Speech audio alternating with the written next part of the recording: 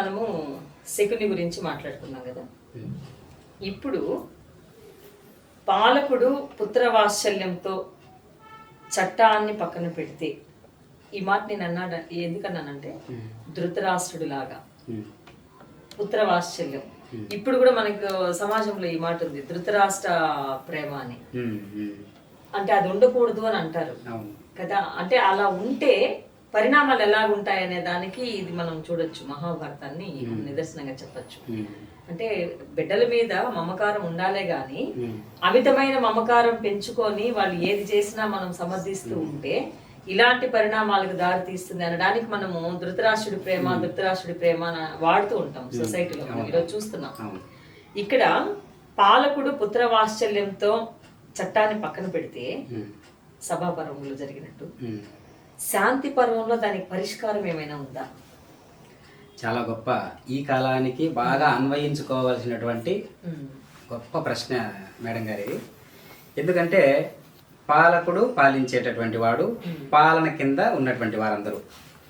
ఇట్లా మనం ఆలోచించినట్లయితే, సమాజ కోణంలో ఆలోచించినట్లయితే, భారతంలో ఉన్నటువంటి ఈ ప్రశ్నను సమాజ కోణంలో ఆలోచించినట్లయితే భగవద్గీతలో ఒక మాట ఉన్నది, యజ్జదాచరతి శ్రేష్ఠః తత్తదేవేతరో జనః సయత్ ప్రమాణం కురుతే లోకస్తదనువర్తతే. ఉత్తముడు దేనిని అనుసరిస్తున్నాడో, ఉత్తముడు దేనిని ప్రామాణికంగా అంగీకరిస్తున్నాడో లోకమంతా దానినే ప్రామాణికంగా అంగీకరిస్తూ ఉన్నది. ఉత్తముడు దేనిని ఇదే శాసనం, ఇదే గొప్పది, ఇదే ధర్మయుక్తమైనది, ఇదే సత్యబాటలో ఉన్నది అని తాను నడుస్తూ ఉన్నాడో లోకమంతా కూడా ఏదో ఒక నాటికి ఆ దారిలో వెళ్ళవలసినటువంటి సందర్భం ఖచ్చితంగా కలుగుతుందని చెప్తున్నాడు. కాబట్టి ఇక్కడ తండ్రి స్థానంలో ఉండి లోక కళ్యాణ కారకమైనటువంటి ప్రయోగాత్మకమైనటువంటి కార్యాలు చేయకుండా, లోకాన్ని పట్టించుకోకుండా, రాజ్యాన్ని పట్టించుకోకుండా తాను ఇష్టం వచ్చినట్టుగా తాను ఇంద్రియ లోలత్వంతో జీవిస్తే అది బిడ్డలకు కూడా ఉంటుంది. ఉదాహరణకు తండ్రి ఒక సిగరెట్ తాగుతూ కొడుకు నువ్వు తాగద్దు అని చెప్పే అధికారం ఎప్పుడు ఉండదు. వాడు మద్యం తాగుతూ ఉంటాడు, తండ్రి తాగుతూ ఉంటాడు, నువ్వు తాగద్దని కొడుకు చెప్పే అధికారం అక్కడ కోల్పోతాడు, ఆ అర్హత కోల్పోతాడు. ఇక్కడ అలాంటి స్థాయిలో ధృతరాష్ట్రుడు కూడా ఆ వ్యవహారం అంతా అట్లా ఉన్నది, సమర్థిస్తూ ఉన్నాడు. ఏ తప్పు చేసినా అక్కడ సమర్థిస్తున్నాడు దుర్యోధనుణ్ణి. పైగా ఆ మంది మార్బలానంతా కూడా అటుగా సమర్థించడమే పెద్ద పాపం.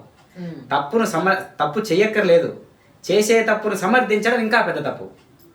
కాబట్టి పాలకుడైనటువంటి వాడు ఎలా ఉండాలంటే కొన్ని త్యాగశీలత్వం ఉండాలి.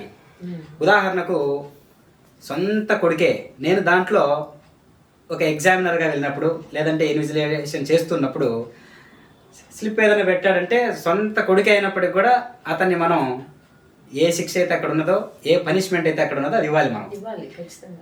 అదే ఇక్కడ చేయాలి, అది చేయలేదు ఇక్కడ. అది చేయకపోవడం వల్లనే ఆ రాజ్య భ్రష్టత్వం ఆ విధంగా సాగిందనమాట. కాబట్టి తండ్రి ఆదర్శవంతంగా ఉండాలి, అది కొడుకు చెప్పక్కర్లేదు. ఇంకా బిడ్డలు ఎప్పుడు కూడా తల్లిదండ్రులు చెప్పినట్టు వినరు, చేసినట్టు చేస్తారు. అది ఇక్కడ మూల ధర్మం. అది బాగుంది. సరే, ఇంకొక మాట మాట్లాడదామా. మనం మామూలుగా ఇప్పుడు ఇంట్లో పూజలు చేస్తూ ఉంటాము, లేదా కొన్ని మందిరాల్లో పూజలు చేస్తూ ఉంటాం కదా, లేదా ఇట్లా గృహప్రవేశాలు ఏదైనా సరే కావచ్చు. ఒక పూజ అన్నప్పుడు అగ్రపూజ అనేది ఒకటి ఉంటుంది. అట్లా ఇక్కడ కూడా రాజసూయ యాగం చేశారు కదా ధర్మరాజు. ఆ రాజసూయ యాగంలో శ్రీకృష్ణుడికి ఇచ్చినటువంటి అగ్రపూజ ఏదైతే ఉందో అది నేటి ప్రోటోకాల్ నిబంధనలకు ఎలా సరిపోతుంది? ఇది కూడా ఈ కాలానికి అన్వయించినటువంటి ప్రశ్నగా నాకు గోచరిస్తున్నది. చాలా మంచి ప్రశ్నలు ఇవన్నీ కూడా. ఎందుకంటే ఎప్పుడో ఉండే రామాయణం ఇప్పుడు ఒక భార్యాభర్తలను కలపలేకపోతే వృధా కదా. ఎప్పుడో జరిగిన భారతం ఇద్దరు అన్నదమ్ములను కలపలేకపోతే అది వృధా కదా. కాబట్టి ఈ కాలానికి అన్వయించుకొని మనం మాట్లాడుకోవాలి. ఈ ప్రశ్నలన్నీ కూడా అలా మీరు సేకరించారు, చాలా గొప్ప విషయం. ఇక్కడ ఒక ధర్మ సూక్ష్మాన్ని మనం పట్టుకోవాలి. ఇక్కడ పెద్దవాడు అంటే జ్ఞానవంతుడు అని అర్థం. వయసు రీత్యా చెట్టుకుంటుంది మంట ఉంటారు మన వాళ్ళు పెద్దవాళ్ళు. మానుకుంటాయి 30 ఏళ్ళు, మానుకుంటాయి 100 ఏళ్ళు, ఆ రాయికున్నాయి 1000 ఏళ్ళు, అయితే ఏంటి అని అంటూ ఉంటారు. ఇక్కడ వయస్సు రీత్యా కాదు పెద్దరికం వచ్చేది, గౌరవార్హంగా వ్యక్తి యొక్క పూజ అందుకునేది పెద్దరికం కాదు. పెద్దరికము అనేటటువంటి మాటకు అర్థం ఏంటంటే జ్ఞానవంతుడు, పండితుడు, తెలిసినటువంటి వాడు. ఆకాశంలో 400 పక్షులు వెళ్తూ ఉంటాయి, అలాగా ఒక్క పక్షి మాత్రమే వాటన్నిటిని నాయకత్వం వహిస్తూ ఉంటుంది. ఆ పక్షి ముక్కు ఇలా అంటే ఆ పక్షులన్నీ ఇలా వెళ్తాయి, ఆ ముక్కు ఇలా తిప్పితే ఇలా వెళ్తాయి. ఆ మధ్యలో ఉన్నటువంటి ఆ ఒక్క పక్షే అక్కడ నాయకుడు.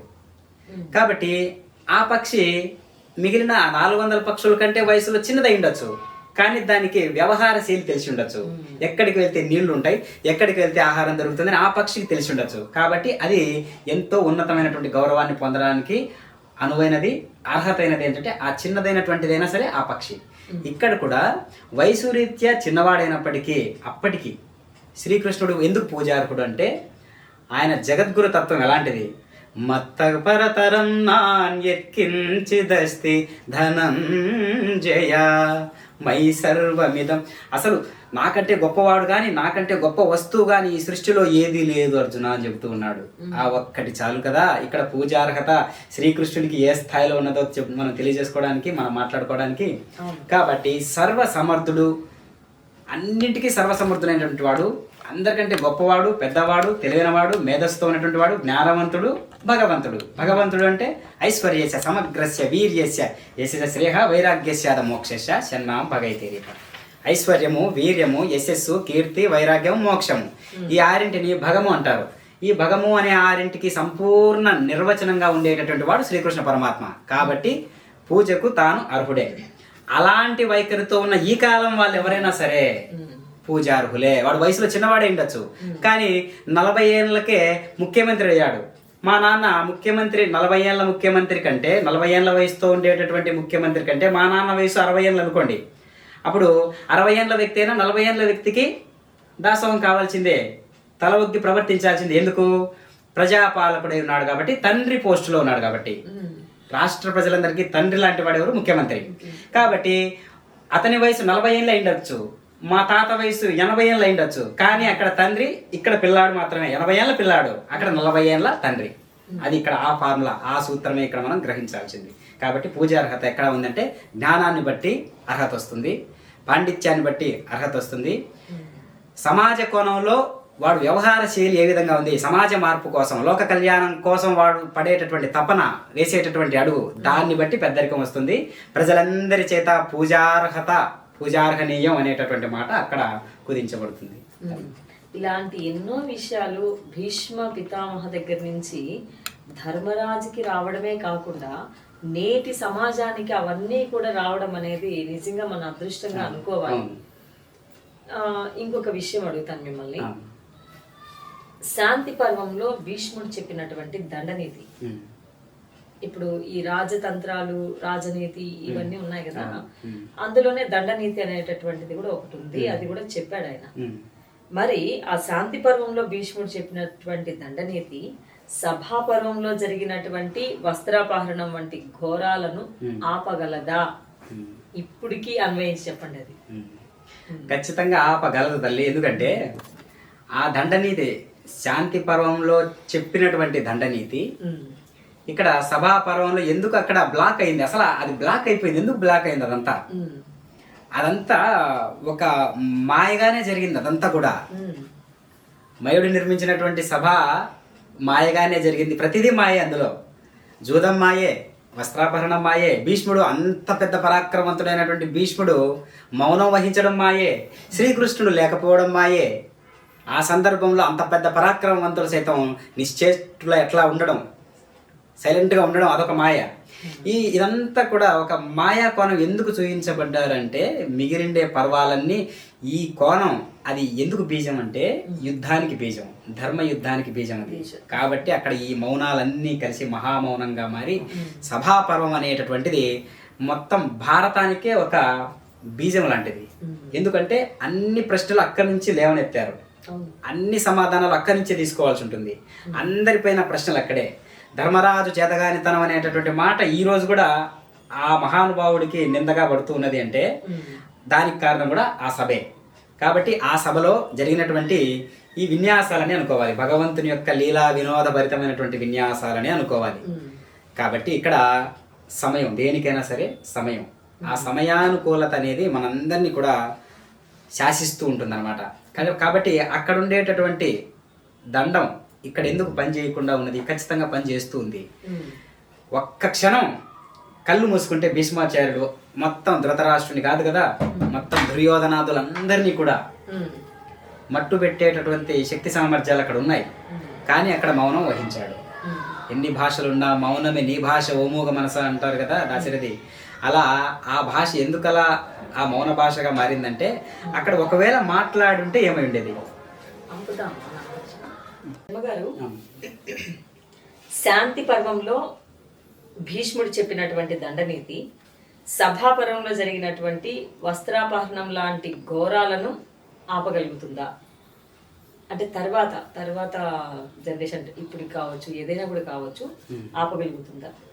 ఖచ్చితంగా ఆపగలుగుతుంది. కానీ ఆపే ప్రయత్నం చేయలేదు అక్కడ. మీరు అన్నట్లు అస్త్రాలు శస్త్రాలు అన్నీ ఉన్నాయి, కానీ వాటిని ప్రయోగించలేదు. భీముని దగ్గర ఉన్నటువంటి గద ఒక్క సమాధానం. ఆ సభలో మొత్తం అందరి నోళ్లను మోయించడానికి భీముని దగ్గర ఉండే ఒక గద చాలు, అర్జునుడి దగ్గర ఉండేటటువంటి ఒక్క అస్త్రం చాలు, ధర్మరాజు దగ్గర ఉన్నటువంటి ఒక్క శస్త్రం చాలు, నకుల సహదేవుల మధ్య ఉండేటటువంటి వాళ్ళ దగ్గర ఉండేటటువంటి ఆయుధాలు సరిపోతాయి. కానీ ప్రయోగించలేదు అక్కడ. ఎందుకు ప్రయోగించలేదు అంటే అక్కడ సర్వము ఒడ్డి ప్రవర్తించాడు. ధర్మరాజు అనేటటువంటి గొప్ప ఒక క్యారెక్టర్ ఏం చేసిందంటే అక్కడ మొత్తం వీటన్నిటినీ కూడా తన రాజ్యాన్ని, ఐశ్వర్యాన్ని, తనలో ఉన్నటువంటి తన శక్తి సామర్థ్యాలన్నిటినీ కూడా, అంటే అప్పుడు భార్యను కూడా ఒడ్డి ప్రవర్తించాడు కదా. కాబట్టి ఇక్కడ పూర్తిగా తను స్పృహతో చేశాడు అని అనుకుంటున్నాడు ఎవరు? భీష్మాచార్యుల వారు. కాబట్టి మౌనం వహించాడు. అసలు చిన్నపిల్లాడు కాదు కదా ధర్మరాజు, అన్ని తెలిసే ప్రవర్తించాడు కదా, తెలిసే చేశాడు కదా. కాబట్టి నేను ఈ ధర్మ సూక్ష్మం ఏంటో నాకే అర్థం కాకుండా ఉన్నది అనేటటువంటి మాట అక్కడ ప్రయోగించాడంటే తన దగ్గర ఉండే ఆయుధ సంపత్తి కంటే కాదు. భీష్మాచార్యుడు విల్లు చేత పట్టాడంటే ఎవరి వల్ల కాదు, ఇంకా సాక్షాత్తు శ్రీకృష్ణుడే బండి చక్రం తీసి యుద్ధం చెయ్యను ఆయుధం పట్టను అన్నటువంటి శ్రీకృష్ణుడు సైతం బండి చక్రాన్ని తీసుకొని ఆ కుప్పించి ఎగసిన అనేటటువంటి పద్యంతో మనకు మొదలవుతుంది కదా. ఆ వైఖరి అంత గంభీరంగా, అలాంటి శక్తి సామర్థ్యాలు ఉండేవాడు సైతం అక్కడ ఆలోచిస్తున్నాడంటే అక్కడ పిల్లాడు కాదు ధర్మరాజు. ఏదో ఒక ఆంతర్యం ఉన్నది అక్కడ. కాబట్టి అక్కడుండే రాజనీతి దండన, అక్కడుండే ఆ దండనంతా కూడా ఇక్కడికి తీసుకొని రావచ్చా అంటే ఆ దండన నీతి ఇక్కడ ప్రయోగించలేదు. ఎందుకంటే ఇక్కడ ఏకధాటిగా ప్రయోగాత్మకంగా జరగలేదు. అది ఆ జూదం అనేది మాయాజూదంగానే జరిగింది. అదొక మాయలాగే జరిగింది. ఉదాహరణకు నేను ఒకసారి తేనె కొనాలని ఆసక్తితో ఉన్నప్పుడు ఒక ఆవిడ అట్లా తేనె అమ్ముకుంటూ వస్తూ ఉన్నది.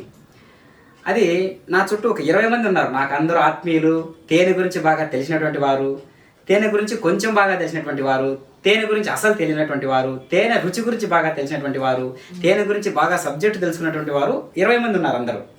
నాకు తేనె గురించి ఏమాత్రం తెలియదు, తీయగుంటుంది అనేది మాత్రం తెలుసు నాకు. వాళ్ళందరూ ఏం చేస్తున్నారంటే ఆవిడ కేజీ తేనె 2000 రూపాయలు చెప్పారు. ఆ 2000 రూపాయలు చెబితే 2000 ఎందుకుంటుంది తేనె అని ఒకరు స్టార్ట్ చేశారు, మొదలుపెట్టారు. ఇంకొకరు ఇది కల్తీ తేనె అని ఒకరు మొదలుపెట్టారు. ఇంకొకరు కొంచెం కల్తీ తేనె అని అన్నారు. అప్పుడు 20 మందికి కొంచెం కొంచెం నాకు చేతిలో వేయండి అని అంటే 1/2 కిలో అక్కడే అయిపోతుంది. ఆ రుచి చూసే విధానంలోనే 1/2 కిలో అయిపోతుంది. కాబట్టి అక్కడ ఏం చేశారు, వాళ్ళలో 20 మందిలో సెలెక్టెడ్ పీపుల్స్ ఉంటారు కదా, తేనె గురించి బాగా తెలిసినటువంటి వారికి మాత్రమే కొంచెం కొంచెం తేనె వేస్తే ఇది కొంచెం కల్తీ బెల్లం కలిసింది దీంట్లో అని ఒక అతను చెబుతాడు. ఇంకొక అతను అంత లేదు, మ్యాక్సిమం ఒక 90% దీంట్లో తేనె ఉంది అంటాడు. ఇంకొక అతను 2000 కాదు కానీ ఒక 1500 ఇవ్వచ్చు అంటాడు. వాళ్ళందరి అభిప్రాయాలు నేను స్వీకరించాలి. నేను స్వీకరించి ఫైనల్గా 1200కు అందరూ ఉన్నట్టుగానే 20 మంది పండితులు తేనె గురించి బాగా తెలిసినటువంటి వారు ఉంటూనే నేను మోసపోయాను. దానికి కనీసం 500 కూడా చేయని తేనెను 1200 ఇచ్చి కొన్నాను. తేనె గురించి బాగా తెలిసినటువంటి వారు ఉన్నప్పటికీ కూడా ఈ ఫార్ములానే మనం అక్కడ అన్వయించుకుంటే అందరూ తెలిసినటువంటి వారే. భీష్మాచార్యులు మహాపరాక్రమవంతుడు, పండితుడు, తెలివైనవాడు, మేధస్సు కలిగినటువంటి వాడు, మహాజ్ఞాని. ఇక్కడ తేనె విషయంలో ఎట్లా జరిగిందో అట్లనే ఇక్కడ అన్నీ తెలిసినప్పటికీ కూడా ఆ సందర్భం అలాంటిది. రకరకాల వ్యక్తీకరించినటువంటి అక్కడ ఎవరు పెయిన్ అనుభవిస్తున్నారో, ఎవరు నొప్పి అనుభవిస్తున్నాడో వారికి మాత్రమే తెలుస్తుంది. నేనేమిటి తేనె మీద మమకారంతో ఆ 1200 పెట్టడానికి కాస్త సుముఖాన్ని చూపించాను. ఇక్కడ అదే పరిస్థితి ధర్మరాజు కూడా సుముఖత కార్యోన్ముఖుడైనటువంటి వాడు కాబట్టి కార్యోన్ముఖత స్వధర్మరీత్యా రాజుగా ఏమి చేయాలో ఆ కార్య దీక్షలో ఉండటమే తాను తేనె మీద ఉండేటటువంటి మమకారం లాంటిది ఇక్కడ. కాబట్టి అది అక్కడ ప్రకటించాడు. కాబట్టి స్వధర్మరీత్యా తాను అనుకున్నది మాత్రమే చేశాడు. తాను ఎక్కడ గాడి తప్పలేదు, ధర్మం తప్పలేదు, నీతి నియమాలు తప్పలేదు.